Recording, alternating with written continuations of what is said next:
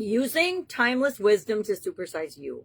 Welcome to day 218 of our Supersize You annual challenge. Today we're talking about, and all this month we're focusing on spirituality.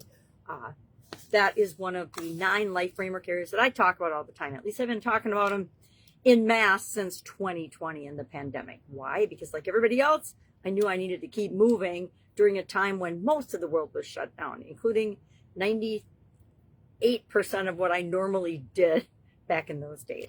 So today we're talking about ancient wisdom and how can we use that to be a better version of ourselves? How can we use that to be a better human being?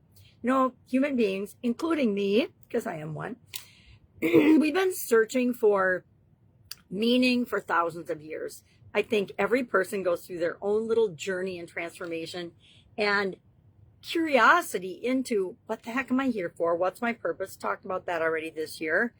And want to tie it to a bigger reason than just I'm living this little life in my circle of stress and frustration and burnout and whatever else you might be experiencing. That was mine when I first started looking into this and wondering and learning about it. And what you consider ancient wisdom is, of course, going to be different for each and every one of us. I consider things like Napoleon Hill and his work not ancient wisdom, but wisdom. And wisdom is timeless, right? It really doesn't even matter the source. Look at half the quotes on the internet. They're like from anonymous. Well, who the heck's anonymous? It just means it's some random person who had a great thought and they shared it. Or somebody overheard them saying something profound and they shared it. Nowadays, people share everything, whether it's profound or wisdom or not. So you don't need to follow any one religion in order to learn from other wisdom in the world, right? I call myself these days spiritual, but not religious. And that's all a personal journey that I've gone through that involved a death experience and things. And so each of us make our own decisions and form our own opinions and choose what we are and are not going to pay attention to based on our experiences and our beliefs. Sorry, cloggy throat today.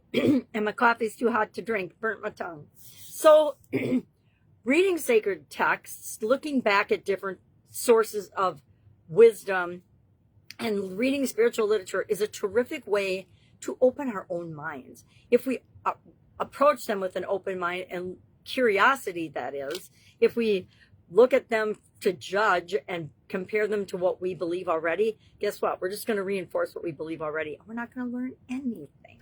Which, who wants to do that? If we're going to learn something, let's learn something. So what is our action item around this today? What the heck are ancient texts? Where do you find them? I would consider the Bible, the Quran.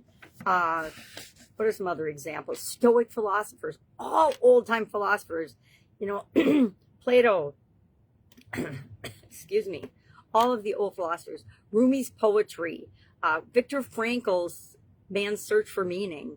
Those would all be examples of great places to look for wisdom. Also, when you're reading wisdom and wise quotes on the internet, please take them with a grain of salt. Just because someone said it and put it on the internet does not make it true, and it definitely doesn't make it true for you. So what should we do with this today? I challenge you to spend 15 minutes consuming some form of ancient wisdom. With the internet, this is super duper easy.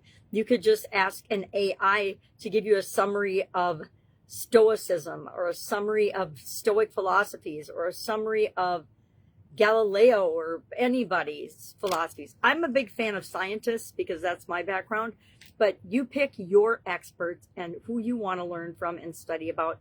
And I want to say the older the better, but maybe not. It depends on our level of comprehension. Sometimes I can read the Bible. Sometimes it's a struggle for me. Sometimes I can read about Stoicism. Sometimes it's a struggle for me. Sometimes I can read Viktor Frankl's, Man's Search for Meaning. Other times not. Depends. So today, I want you to force yourself to consume something old, timely, and wise, and then share one thing that you got from it in the comments below so that we can learn from one another. Why? Because one of the best things we can do is share the wisdom that we learn, and or find a piece of ancient believed wisdom and why that isn't true today. How many flat earthers are there? How many people still believe the earth is flat? Yet everyone at periods of time in history believed that the earth was flat. Things like that. So I like to say question everything and choose what you're going to pick and choose to believe. And choose things that support your life and where you want to go in your life. Don't choose things that make life harder for you. I used to have this discussion with my dad before he passed away. And he's been gone, I think, 11, 12 years this year, Christmas time. And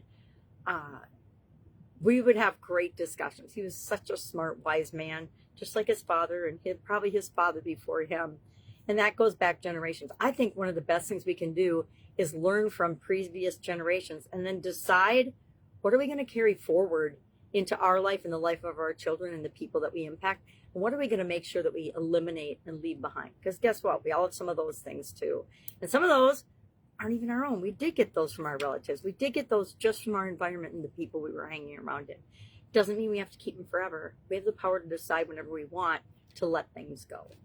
All right, that is it today. If I can help you in any way, hit me up and ask. If anybody wants any reflective questions, I always create reflective questions for each topic. I don't always have time to share them, and I didn't today. So if anybody wants those, just say something in the comments below and I will type them in quickly. And then everybody will have them. All right, go out, make it an amazing day, and I will, of course, be with you tomorrow.